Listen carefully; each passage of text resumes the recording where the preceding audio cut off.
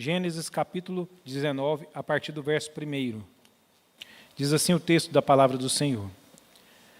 Ao anoitecer, vieram 2 anjos a Sodoma, a cuja entrada estava Ló assentado.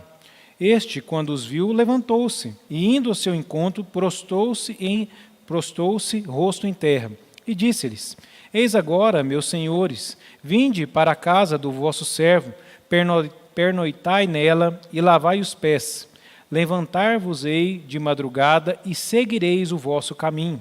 Responderam eles: Não, passaremos a noite na praça. Instou-lhes muito e foram e entraram em casa dele. Deu-lhes um banquete, fez assar uns pães asmos e eles comeram. Mas antes que se deitassem, os homens daquela cidade cercaram a casa. Os homens de Sodoma, tanto os moços como os velhos, sim, todo o povo de todos os lados, e chamaram por Ló e lhe disseram: Onde estão os homens que à noitia entraram em tua casa? Traze-os fora a nós, para que abusemos deles. Saiu-lhes então Ló à porta, fechou-a após si, e lhes disse: Rogo-vos, meus irmãos, que não façais mal. Tenho 2 filhas virgens, e vô-las trarei. Tratai-as como vos parecer, porém nada façais a estes homens, porquanto se acham sob proteção de meu teto. Eles, porém, disseram: Retira-te daí. E acrescentaram: Só ele é estrangeiro, veio morar entre nós e pretende ser juiz em tudo? A ti, pois, faremos pior do que a eles. E arremessaram-se contra o homem, contra Ló, e se chegaram para arrombar a porta. Porém os homens, estendendo a mão, fizeram entrar Ló e fecharam a porta, e feriram de cegueira aos que estavam fora, desde o menor até o maior, de modo que se cansaram à procura da porta. Então disseram os homens a Ló: Tens aqui alguém mais dos teus, genro, e teus filhos e tuas filhas, todos quanto tens na cidade, faze-os sair deste lugar, pois vamos destruir este lugar, porque o seu clamor se tem aumentado, chegando até a presença do Senhor, e o Senhor nos enviou a destruí-lo. Então Ló falou a seus genros, aos que estavam para casar com suas filhas, e disse: Levantai-vos e saí desse lugar, porque o Senhor há de destruir a cidade. Acharam, pois, que ele gracejava com eles. Ao amanhecer, apertaram os anjos com Ló, dizendo: Levanta-te, toma tua mulher e tuas 2 filhas, que aqui se encontram, para que não pereças no castigo da cidade. Um pouquinho mais adiante, agora, versículo de número 23, diz assim: Saía o sol sobre a terra, quando Ló entrou em Zoar. Então fez o Senhor chover enxofre e fogo da parte do Senhor sobre Sodoma e Gomorra, e subverteu aquelas cidades, e toda a campina, e todos os moradores da cidade, e o que nascia na terra. E a mulher de Ló olhou para trás e converteu-se numa estátua de sal. Tendo levantado, Abrão de madrugada foi para o lugar onde estivera na presença do Senhor, e olhou para Sodoma e Gomorra, e para toda a terra da campina, e viu que da terra subia fumaça, como a fumarada de uma fornalha. Ao tempo que destruía as cidades da campina, lembrou-se Deus de Abraão, e tirou Ló do meio das ruínas, quando subverteu as cidades em que Ló habitara. Vamos orar ao Senhor, e nessa oração suplicar que, de fato, Deus nos dê compreensão e também aplicação da sua palavra em nossas vidas. Oremos.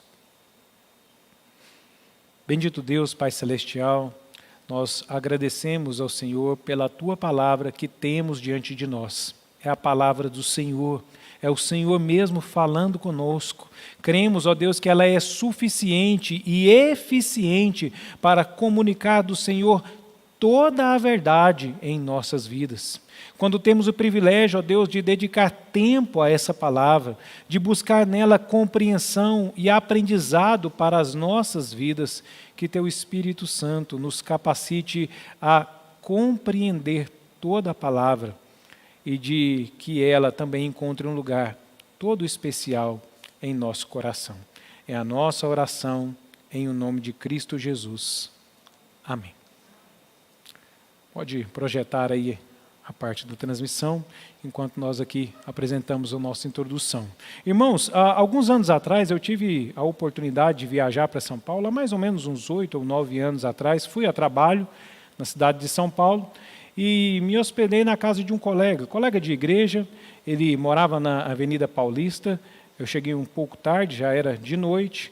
Nós conversamos um pouco, ele me recebeu no aeroporto, fui para o apartamento, me acomodei e depois de um pouco de conversa, fomos e nos retiramos para procurar uma janta.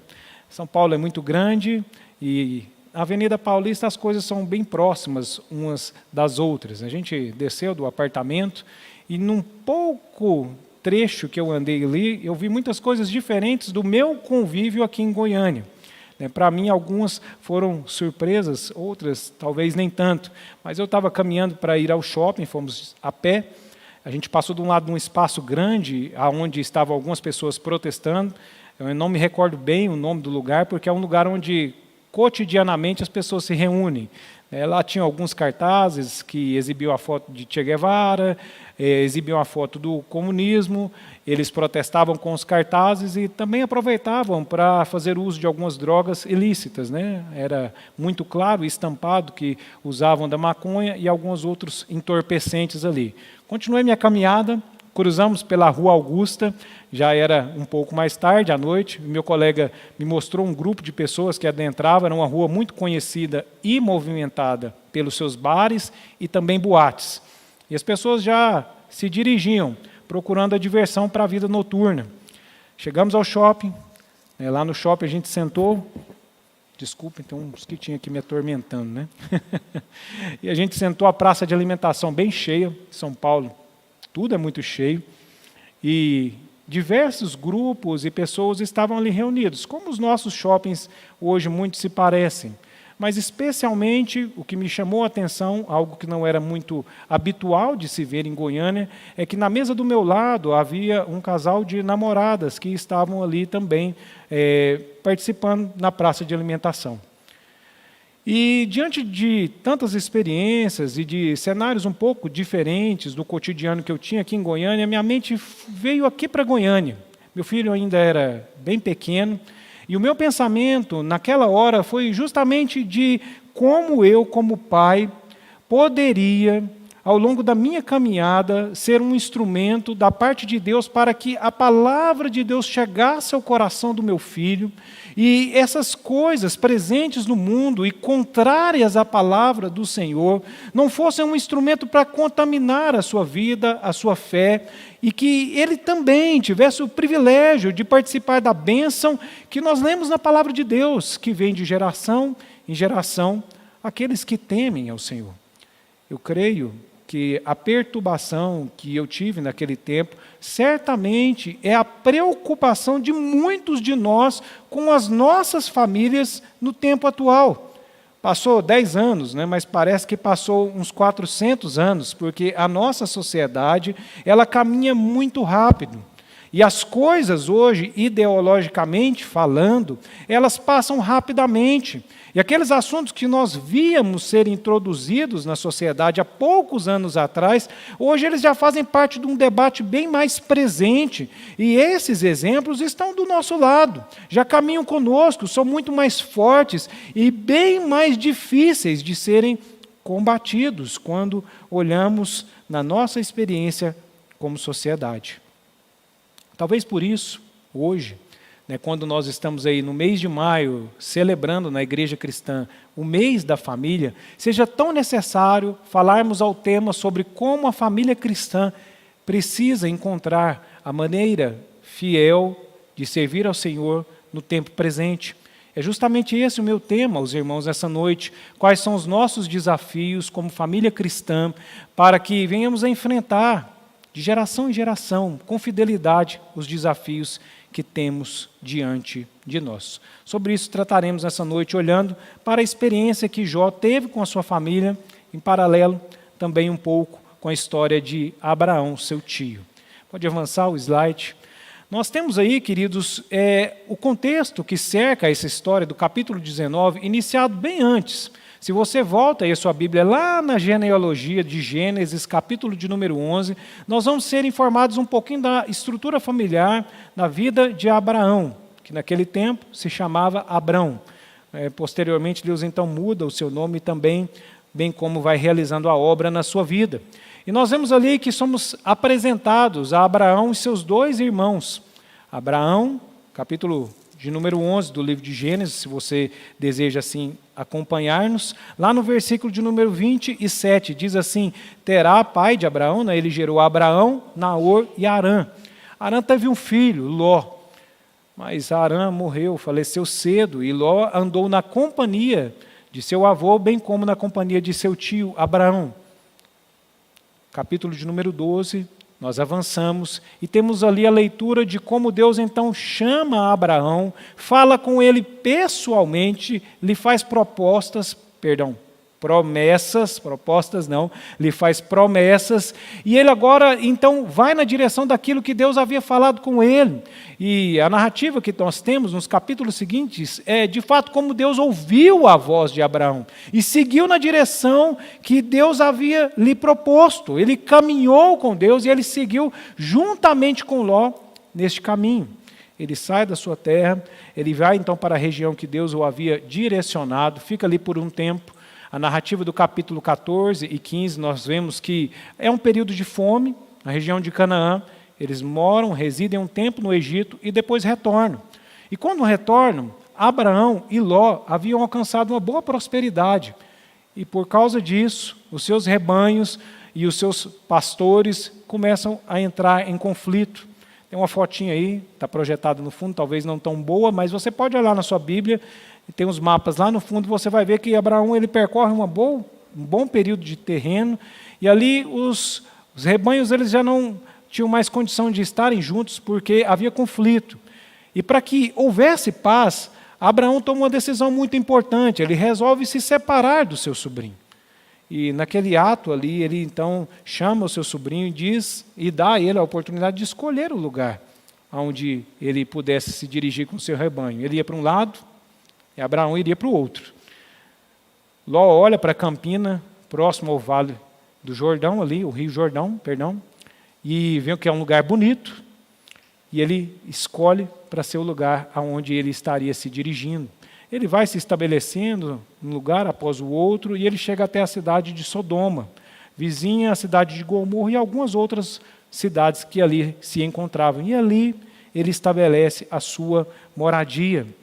O texto da palavra do Senhor, quando nós chegamos no versículo, capítulo de número 18 da sua Bíblia, e versículo de número 16 em diante, somos apresentados um pouquinho do que é a cidade de Sodoma, Gomorra e algumas cidades próximas ali. Eram cidades, queridos, que tinham como a identidade um povo que não conhecia e não temia ao Senhor. Mais do que isso, era um povo corrupto, que era marcado pela injustiça, marcados pelo pecado, marcados por uma vida contrária e que se agravava diante do desafio que punham ao Senhor pelo seu modo de viver. Ao passo que Deus então fala com Abraão e diz que haveria de descer sobre aquela cidade, trazendo sobre ela condenação e juízo. Ao passo que temos aí então, portanto, o texto no capítulo de número 19, quando somos apresentados com esses anjos chegando à cidade de Sodoma para estarem com Ló.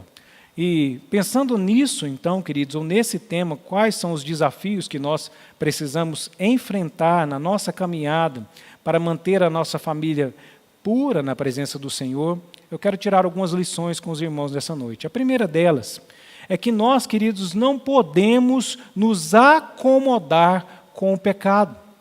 Presta bem atenção nisso, queridos. Nós não podemos nos acomodar com o pecado. Capítulo de número 19, ele vai justamente nos demonstrar a maneira pela qual Ló agora estava vivendo na cidade de Sodoma. A história que nós temos, ela começa lá no capítulo 13, mas aqui ela tem o seu ápice. Ló, queridos, ele havia conhecido a cidade de Gomorra, Sodoma, e ali ele se estabeleceu juntamente com toda a sua família. E nos diz que aquela cidade, queridos, era uma cidade marcada por um hábito, uma maneira de viver que não agradava a Deus. nos são apresentados alguns elementos da maneira como aquele povo vivia. Primeiro, quando você vê a narrativa que nós temos diante de nós, os anjos chegam até a entrada da cidade. Ló era alguém importante dentro da cidade, certamente juiz sobre a mesma em diversas situações. Por isso adiante, o povo justamente o questiona que ele era juiz sobre algumas coisas, mas não sobre todas. A importância dele se deu pela sua influência na cidade e porque, em alguns capítulos antes, se você acompanha a história de Abraão em contraste com a história de Ló, nós veremos que alguns povos se levantaram para tomar a cidade de Sodoma e Gomorra. E o tio de Ló, Abraão, intercedeu e ele trouxe de volta aqueles que haviam levado o seu sobrinho e também levado as pessoas da cidade. E assim foi um momento onde Ló foi reconhecido, houve ajuda, houve empenho, e ele se tornou alguém importante dentro da cidade. E certamente, um dos hábitos que nós temos como sociedade, com justiça, é de reconhecermos o valor das pessoas que prestaram serviço a nós. Pessoas que têm uma participação importante dentro da cidade, mas vemos que isso não acontece naquela cidade. Muito embora Ló fosse alguém importante na cidade, quando ele clama às pessoas que estavam ali, que eles não tomassem os homens que estavam na casa de Ló, que eram anjos, eles, muito pelo contrário, nós temos lá no versículo de número 9, que eles desprezam a Ló, eles tomam por certo a entrada na casa, desrespeitam a ele tanto quanto a autoridade, bem como cidadão daquela cidade. Não somente isso, queridos, mas o texto nos apresenta que a corrupção que estava presente no coração daqueles homens, ela vinha desde o menor até o maior. E por isso, quando você vê aqueles homens cercando a casa de Ló para abusarem daqueles homens, o texto é claro em nos dizer que tanto os velhos quanto os moços estavam ali. O que significa, queridos, que aquele ato de corrupção, que aquela injustiça, que aquela maneira de agir, era algo que vinha sendo comunicado dos pais aos filhos. E eles tinham um envolvimento naquela forma de viver contrária aos preceitos do Senhor. Buscavam a intimidade com outros homens, também contrariando a maneira natural pela qual nós devemos nos relacionar. E ao longo do texto, nós vamos percebendo como claramente os hábitos daquele povo eram absolutamente contrários à vontade de Deus. Talvez um outro fato nos chame também a estranheza, até no próprio comportamento de Ló, que para tentar livrar aos homens, oferece as suas duas filhas como uma maneira de reverter aquela situação. O fato, queridos, é que muito embora Ló conhecesse a palavra de Deus, lá no livro de 2 Pedro, nós temos Ló sendo reconhecido como um homem justo diante de Deus, mas ele havia se acomodado com aquela situação. O pecado que estava presente na vida daquele povo também estava presente na maneira de viver de Ló. Ao passo, queridos, que nós vemos que Ló não se incomodou em trazer para suas filhas 2 maridos que faziam parte daquele povo, que não eram tementes a Deus e que nem tampouco se importavam com a forma de viver do Senhor.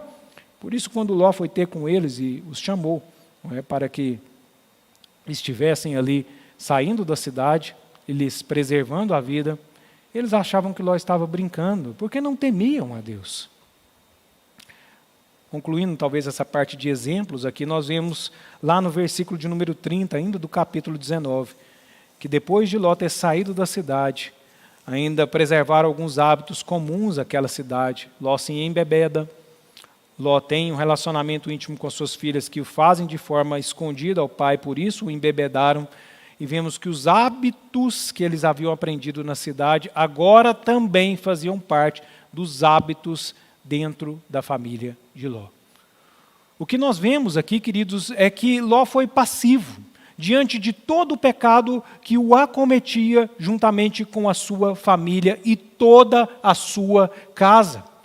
Queridos, Ló ele estava presente naquela cidade e a cidade estava presente dentro da família e da maneira de viver pela qual Ló estava ali. E isso já não mais o incomodava. E por isso se torna extremamente fácil com que esse pecado também viesse a fazer parte da vida dele e de toda a sua família. Eu lembro alguns anos atrás, quando a gente estava numa época de muitos casamentos, uma outra igreja onde eu pastoreei. E aí o pessoal, antes do casamento, tinha um costume de fazer a despedida de solteiro, né? E aí é aquele momento, né? Junta os amigos, faz um churrasco, junta as meninas, come um bolo, mas o mundo mudou, né? E a forma de fazer despedida de solteiro também mudou, não é verdade? Aí eu estava lá, né? Teve a despedida de solteiro. E aí vocês sabem, né, irmãos? Qual que é a graça da gente fazer uma coisa errada?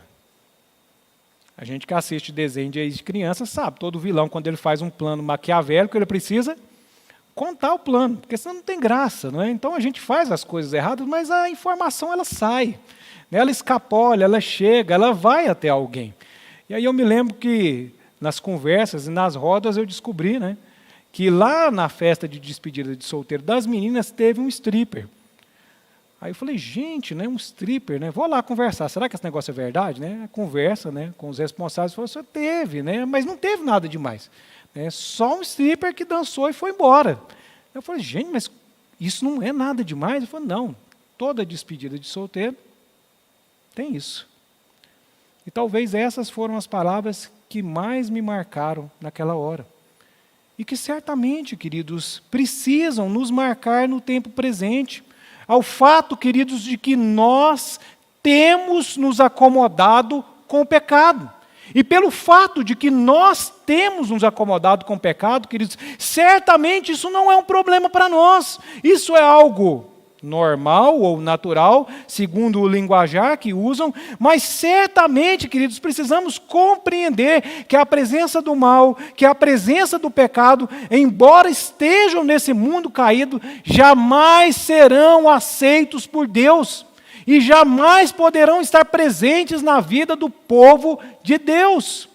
É justamente isso que a palavra de Deus quer que nós venhamos a compreender. Se nós, queridos, estamos acomodados com o pecado fará parte da nossa vida. E essa, certamente, é o grande desafio do povo cristão no tempo presente. Porque, se você olha para essa narrativa do livro de Sodoma e Gomorra aqui, nós vamos perceber que o pecado que nós temos hoje não é diferente com aquele que teve no passado, queridos. Às vezes a gente fala assim, não, hoje está muito pior, né? Não, talvez está mais globalizado, né? Mas já naquele tempo, a presença do pecado se fazia no cotidiano das pessoas. Desde a queda, o mal está diante de nós. Mas como Deus exortou a Caim, queridos, cabe a nós, cabe a cada um de nós subverter esse desejo pelo mal. E é por isso, queridos, que eu e você, dentro dos nossos lares, precisamos expor o que é pecado e o que está errado. Não podemos aceitar essas coisas como se de fato elas fossem comuns, porque não são. Porque elas não podem estar presentes nas nossas vidas, e se nós temos tolerado, certamente elas haverão de contaminar as nossas vidas. Eu tenho 2 meninos mais novos, né, uma mais velha, 2 mais novos. E de vez em quando, né, como todo bom pai, a gente vê lá, né, assiste um YouTube, vê um Instagram, né? Meus filhos não têm celular, com a graça de Deus, né, vão ter lá mais para frente. Né? Minha menina fala assim, pai, quando é que eu vou ganhar um celular? Eu faço assim, né? Ela com 4 anos, eu falo, não, 14. Né? Depois eu levanto outro. Ela fala, não, mas 14 vai demorar demais. Eu falo assim, eu quero que demore. Né? Se pudesse ser com 18, seria ótimo, mas acho difícil.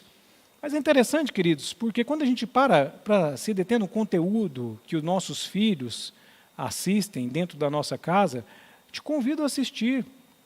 Eu digo de vez em quando para o Renan, eu gosto muito dos heróis do passado. Lá em casa tem uma pilha de gibi assim, que eu colecionava na época que eu era criança, porque o estereótipo do herói, há alguns anos atrás, era de uma pessoa de uma boa índole, alguém que tinha o interesse de salvar as pessoas.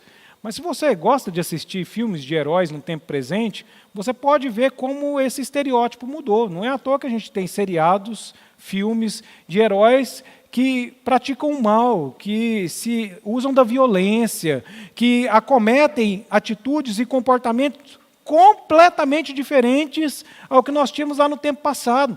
E hoje, por exemplo, queridos, eu não posso deixar meu filho assistir um desenho, mesmo que o acesso esteja lá, porque eu preciso assisti-lo primeiro. Porque se nós não fazemos, e somos tolerantes, queridos, quando nós vemos o nosso filho praticando, aceitando ou usando de alguma atitude distante da palavra de Deus, não teremos como combater, porque isso já se tornou normal na vida dos nossos filhos. Adiante.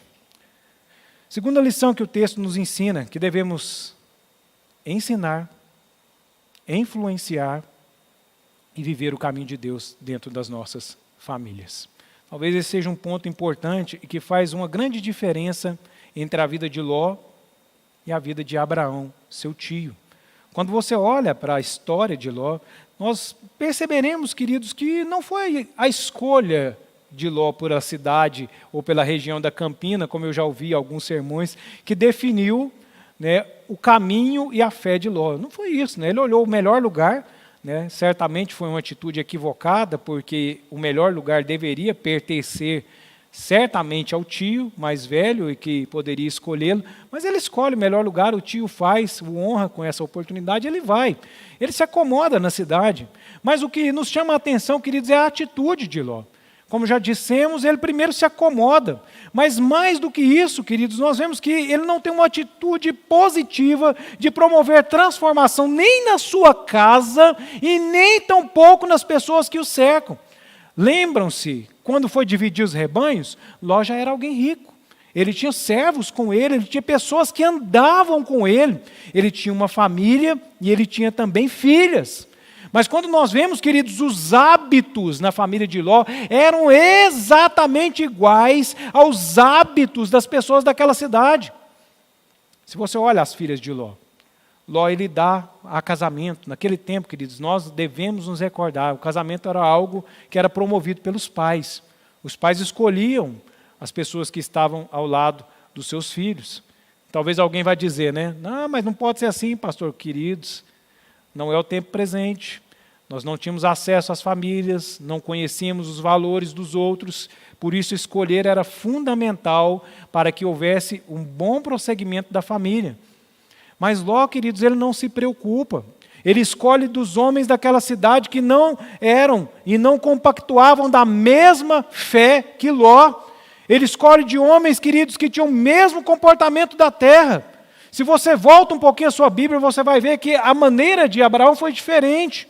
Você vai ver que ele tem um filho, avança a sua Bíblia, né, lá no capítulo de número 23 em diante. Nós vemos então que 24, Abraão então ele busca chamar o seu servo, seu filho já estava na idade de casar, e ele toma o servo e ele fala assim, olha aqui, ó, você vai fazer um juramento para mim. Colocou a mão embaixo da coxa, era o hábito, e ele disse, você vai buscar uma mulher para casar com meu filho, lá dos meus parentes, lá na terra onde Naor está habitando, para que seja uma mulher com valores iguais ao que Abraão possuía, temente a Deus. E ele faz com que o seu servo vá a um lugar distante, que ele busque essa pessoa, para que seja uma companheira que pudesse compactuar do mesmo valor que tinha seu filho. É interessante nós notarmos, queridos, que porque essa foi uma preocupação presente na vida de Abraão. Ele não queria estabelecer os mesmos valores do povo onde ele habitava, que também não era um povo temente a Deus. A região onde Abraão vivia não era de pessoas que temiam o Senhor, mas Abraão foi alguém que influenciou a sua casa.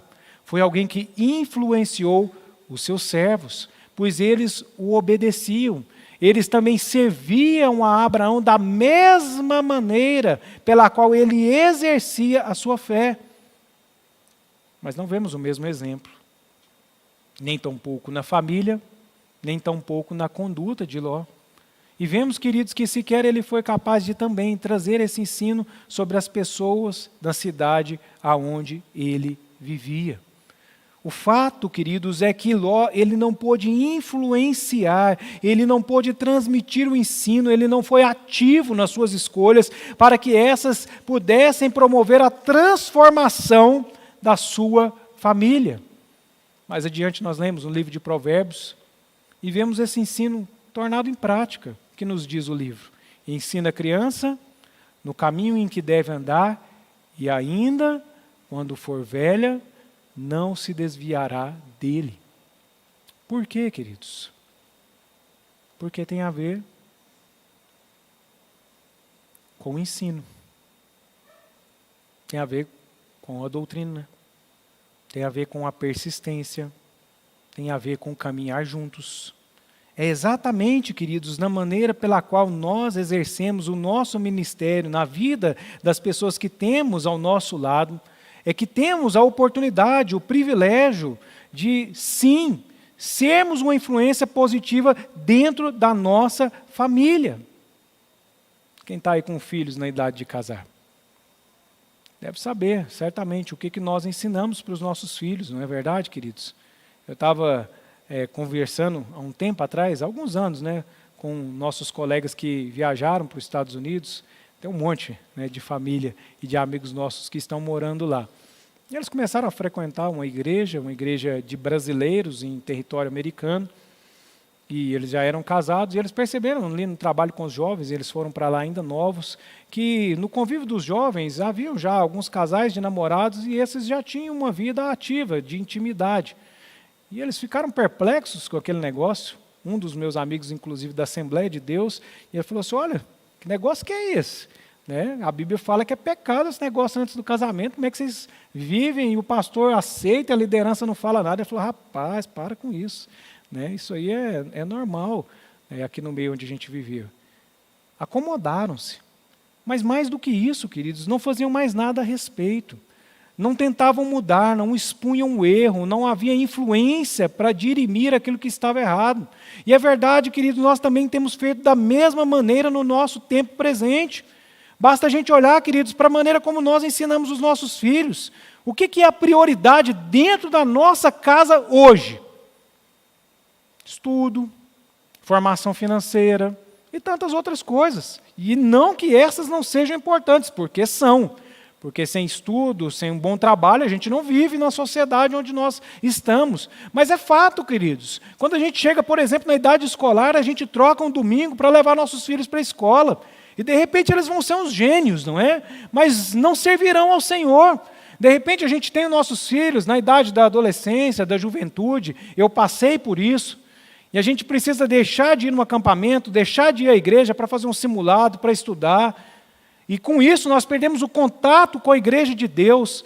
E com isso, queridos, nós deixamos de servir ao Senhor. Quando a gente pensa em casar, a gente pensa em casar com 30 anos. E com 33, com 35, com quase 40. E aí a vaca já foi para o brejo, né, queridos? Porque com 30 anos já foi, queridos. Não tem como. E é uma grande uma hipocrisia se nós pensarmos, queridos, que não temos o desejo de estarmos juntos com quem está ao nosso lado. Mas nós adiamos. Porque o mais importante é sermos bem de situação. Estarmos bem, temos a casa e todas essas coisas que são importantes, sim. Mas nós apresentamos ela numa escala de valor superior à própria família. E aí não é incomum, às vezes você vê a pessoa determinando que a vida financeira é mais importante do que a família. Porque nós não exercemos uma atitude proativa de fazermos a diferença na transmissão do conteúdo que temos a respeito daquilo que é importante e prioridade na vida do cristão: servir ao Senhor. Isso nos leva ao terceiro e último ponto, onde nós aprendemos que devemos amar a Deus acima de tudo. E aqui você vai ver como foi difícil tirar Ló da cidade de Sodoma. Os anjos estiveram com Ló, falaram que a cidade ia ser subvertida, que ali ia ser destruída, falaram que Deus ia arrasar tudo. Mas olha para você ver, versículo de número 15. Ao amanhecer, apertaram os anjos com Ló, dizendo: levanta, toma tua mulher e as tuas 2 filhas, que aqui se encontram, para que não pereças no castigo da cidade. Como, porém, se demorasse, pegaram-no os homens pela mão, a ele e a sua mulher e as 2 filhas, sendo-lhe o Senhor misericordioso, e o tiraram e o puseram fora da cidade. Eu imagino, né, querido, se você está aqui na cidade de Goiânia e fala que vai ter um terremoto, e que esse terremoto vai ser grande, que deve destruir metade da cidade. Aí você vai para a cama, deita, dorme, acorda de manhã, faz seu café, né, come um pãozinho, né? prepara a mala, dobra as roupas, né? Pega os móveis que dá, coloca na caçamba ali da sua carretinha, né? Despede da cidade, olha para trás. Será que é assim, queridos? Eu imagino, queridos, que se nós temos uma notícia difícil dessa, ainda nos sendo dada da parte do próprio Deus, certamente a atitude nossa seria de nos apressarmos, porque sabemos da seriedade de algo que vem da parte de Deus. Mas foi difícil para Ló, queridos, porque naquela cidade ele prosperou, porque naquela cidade ele foi alguém importante, porque naquela cidade estava tudo quanto ele construiu. E por isso, lá a partir do versículo 23, quando eles estavam indo embora, a mulher de Ló olhou para trás, porque estava ficando tudo lá. E ela não conseguia olhar para Deus, que estava conduzindo eles para longe de tudo aquilo que lhes estava destruindo não somente a vida, mas também a fé e a caminhada daquela família. O amor deles, queridos, pelas coisas do mundo, havia de fato alterado completamente o seu coração. Talvez a tristeza que nós temos ao ver o final da história de Ló, em contraste com a história de Abraão, é justamente quando vemos lá no finalzinho, a partir do verso de número 36, que após as filhas de Ló se deitarem com Ló, tiveram filhos, e esses filhos não temeram a Deus e se tornaram as nações que adiante, inclusive, seriam uma pedra de tropeço para o povo de Israel. Porque amaram, acima de Deus, os prazeres transitórios dessa terra. Amaram as coisas dessa terra. Foi difícil para eles, queridos. Assim como se hoje nós questionamos qual é a prioridade da nossa vida, temos dificuldade em abrir mão de algumas coisas que são importantes para nós, para servirmos ao Senhor. Eu lembro a primeira vez que eu fui no acampamento El Rancho, né? E aí a gente visitou, quem já foi lá no El Rancho, ele tem duas sedes. Tem uma mais antiga, que é uma casinha, que é uma tapera, que o pessoal juntava lá, fazia o acampamento na casa principal. E quando não cabia, haviam barracas, e depois de alguns anos o pessoal construiu uma sede nova, um lugar mais bonito, mas todos os que vão no acampamento visitam a sede antiga.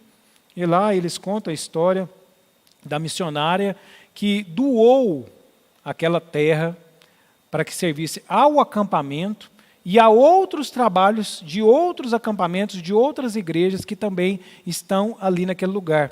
Lá na casa tem um mural que tem o jornal da época, eu até anotei para não esquecer, a edição 4 de 10 de janeiro de 2013, onde a missionária inglesa Agnes é homenageada porque doou 1000 alqueires para as igrejas e instituições que serviam a sociedade naquele tempo. Queridos, imagina você com a terrinha lá do lado do El Rancho. O que você ia fazer? O seu sítio, né? E eu ia fazer o meu. Né? Construir uma casinha bacana, né? Na beirada do Salto de Corumbá. E lá, queridos, eu ia viver minha vida sem, inclusive, precisar vir na igreja no domingo, né? Porque dá um trabalho danado e é longe, né? Sair de lá para ir ou para a cidade ou até mesmo para Goiânia. Mas aquela mulher, queridos, ao final da caminhada dela, a mente dela, o ministério dela, a vida dela, tinha como prioridade absoluta o reino de Deus. E não foi pesado a ela fazer aquela doação. Não foi difícil para ela, queridos, porque no seu coração estava como prioridade a obra de Deus naquele lugar, a qual ela havia dedicado anos da sua vida. E isso, queridos, é algo que nós devemos cogitar também quando nós pensamos no tempo presente. Quando especialmente, queridos, nós temos dificuldade em preservarmos a nossa família pura hoje, em contato com a sociedade, porque nós não gastamos tempo com ela. Porque a nossa prioridade não está em servir nem tão pouco ao Senhor e nem gastar tempo com a nossa família. Como é difícil, queridos, fazer um culto dentro dos nossos lares. Como é difícil orar com os nossos filhos. Tarefa básica de cada cristão. Como é difícil, queridos, nós pegarmos um livrinho de devocional e ler um com o outro. Não fazemos. Mas a gente sempre sabe, né, queridos? A gente gasta um tempão com rede social. Gasta, queridos. A gente gasta horas com esse negócio. A gente gasta um tempão assistindo filmes, queridos, nós passeamos, nós nos divertimos, nós temos lazer, e nenhuma dessas coisas são, em si, pecado. Mas no momento em que elas têm a prioridade em detrimento do Senhor, se tornam, sim, o pecado. Porque nós priorizamos o amor ao mundo ao amor ao Senhor. E talvez esse seja o maior desafio que nós enfrentamos no tempo presente. Porque amamos o mundo, amamos as coisas desse mundo e temos uma grande dificuldade de nos desvencilhar delas. E quando nós somos exortados, queridos, nós fugimos, nós abandonamos a igreja, nós deixamos de congregar, nós trocamos o ministério pelos prazeres transitórios da carne. Quando nós somos disciplinados, nós deixamos a igreja. Quando nós somos questionados se estamos fazendo algo que desagrada ao Senhor, e esse questionamento não nos agrada, queridos, nós nos afastamos. E esse tem sido o comportamento da igreja no tempo presente. E certamente por isso, e por muitos outros motivos, nós temos encontrado dificuldade na perpetuação das gerações dentro da igreja cristã. Eu quero concluir a minha palavra nessa noite, te convidando a fazer uma reflexão no seu individual e na sua família. O que nós vemos aqui, queridos, é que a Bíblia se ocupa em deixar para nós, desde o capítulo 11 até o capítulo de número 20, um grande contraste em como Abraão conduziu a sua família e como Ló conduziu a dele. Ambos eram cristãos. É interessante notar isso aqui. Ambos conheciam a Deus. Ambos tiveram experiência com o Senhor. Mas a geração de Abraão seguiu adiante. A de Ló não. Justamente pela conduta que ele teve. Pela forma como ele regiu a sua família, o seu coração, os seus desígnios diante de Deus e da sociedade que o cercava. Certamente, queridos, quando eu olho para a minha família hoje e eu vejo o mundo onde eles estão inseridos, eu tenho medo, temo pelos meus filhos. Mas eu olho para o Senhor. Como nós cantamos aqui, não é? A gente olha para o início, a gente olha para o fim. Em todos os lugares nós vemos Deus. Se você vê o Senhor, queridos, nós cremos que se nós assim também somos fiéis, na nossa parte, o Senhor sempre será fiel na parte dele. Inclusive e apesar de nós. Olá, que bom ter você por aqui. E aí, gostou do vídeo? Então não se esqueça de se inscrever no nosso canal, ativar o sininho para receber as notificações dos outros vídeos que virão, curtir esse vídeo e principalmente, é claro, compartilhar ele com as pessoas que você ama, para que elas também sejam edificadas e abençoadas por essa mensagem. Nos siga também nas outras redes sociais que estão aparecendo aí na sua tela, para você poder acompanhar melhor os nossos horários e as nossas programações. Tá bom? Que Deus abençoe sua vida e até o próximo vídeo.